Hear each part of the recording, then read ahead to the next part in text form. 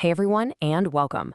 Let's just jump right into this explainer because today we're uncovering the absolute mechanical marvel that is global supply chains, those intricate systems constantly working in the background to put everyday items directly into your hands. So, I want you to imagine waking up tomorrow morning to a completely different reality. You roll over, reach for your nightstand, but no way. There are no mobile phones manufactured in China. You head into the kitchen, and there's absolutely no rich chocolate from Switzerland. You go to get ready for the day, no elegant perfumes from France. And when you finally sit down for dinner, you can't find a single aromatic Indian spice anywhere. Kind of sounds like a nightmare, right? It feels so empty. That stark, totally disconnected reality highlights exactly why the systems of import and export are literally foundational to our modern way of life. All right, Section 1, Defining the Core, Understanding Import and Export. Let's kick things off with import. Simply put, this is the act of buying goods or services from another country and bringing them into our own. Why do nations do this? Well, mostly to fill local gaps because something is either cheaper, way better quality, or just completely unavailable at home.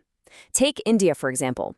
They import massive amounts of crude oil to keep their infrastructure running, along with advanced electronics and expensive gadgets that just aren't produced domestically in high enough volumes. Basically, if you can't make it efficiently, you import it. Now, flip that around and you've got export.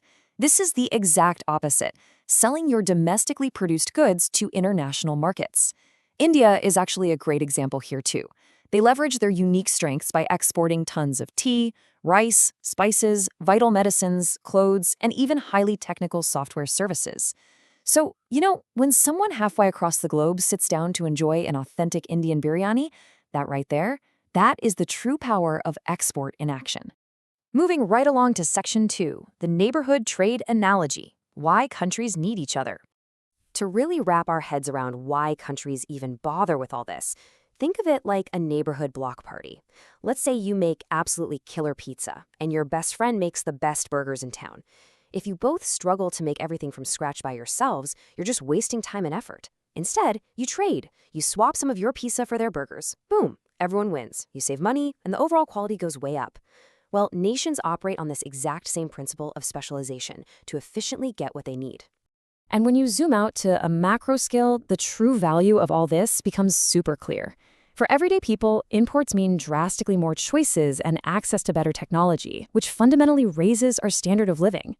Meanwhile, on the flip side, exports act as an absolute powerhouse for a country's growth. They help local businesses scale, they create massive job opportunities, and they inject crucial foreign money right back into the nation's economy. It's a total win-win. Okay, let's look at how this actually happens in Section 3, the logistical journey, the step-by-step procedure of global trade. Getting stuff across the planet is basically a massive synchronized dance, and it boils down to these 6 critical steps. First, you have to decide on the product and find a reliable international buyer or supplier. Second, you lock in the rigid agreements, price, quantity, shipping terms. Then comes the fun part. Actually, scratch that. It's the highly bureaucratic part, preparing all the essential documents like invoices, operating licenses, and incredibly complex customs papers. Step 4 is packing it all securely and transporting it via ships, planes, trucks, or trains. Fifth, customs officers at the border rigorously check everything for legality and safety.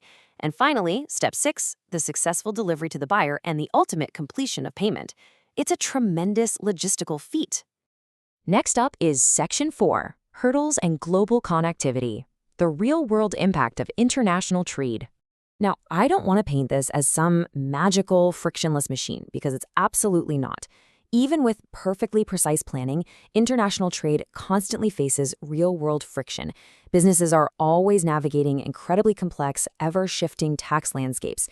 They have to absorb high transportation costs that just fluctuate wildly. And, of course, they constantly battle inevitable shipping delays. It is a high-stakes, highly volatile environment to operate within, for sure. But here is the really important takeaway.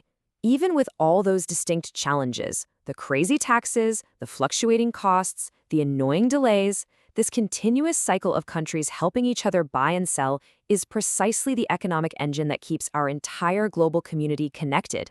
It practically forces nations to communicate, to cooperate, and to rely on one another to build a resilient, shared global infrastructure. So take a quick look around the room you're sitting in right now.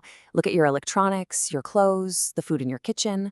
Without this incredible, interconnected system of import and export, your world wouldn't just be a bit less convenient, it would be fundamentally unrecognizable and, honestly, incredibly boring.